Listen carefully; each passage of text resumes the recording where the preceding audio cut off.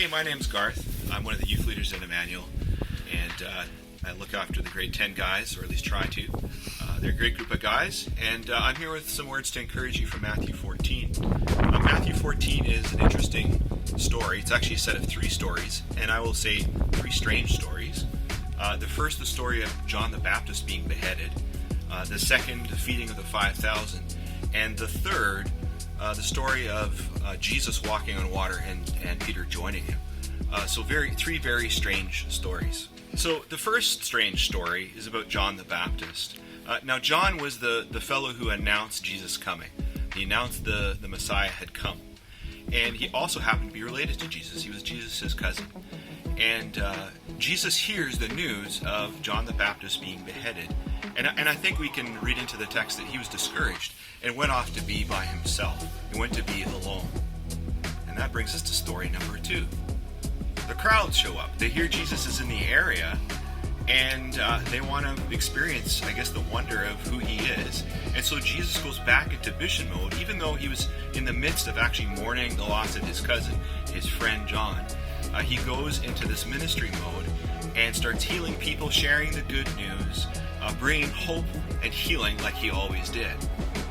The disciples are like, what's going on? We should maybe send these people away.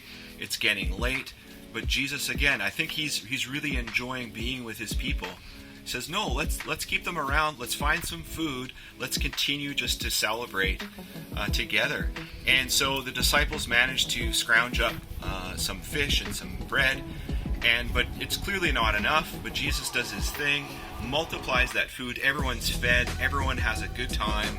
And it's almost like a celebration service together. And then the crowds eventually dissipate. And the third story gets stranger. Everyone's left. The disciples have gotten in a boat. I'm not sure why they're in the boat. Maybe they're fishing. And Jesus is on his own, perhaps at a beach somewhere, spending time with his Father. We don't know all the details, but the weather turns. It gets stormy. And the disciples are finding themselves in serious trouble in this boat. And all of a sudden they see this figure off in the distance on the waterline, and it's someone walking towards them. At first they're like, is this a ghost? What's going on? Jesus calls out to them, reassures them, says that it's Jesus, that he's there.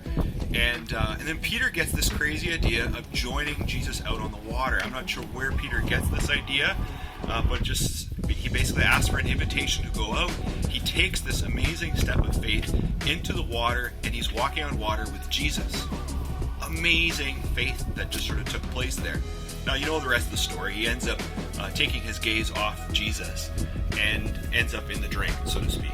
So right now, we're a bit like those disciples trapped in a boat in the midst of a storm.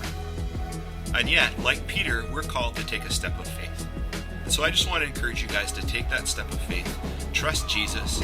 He's going to calm the storm.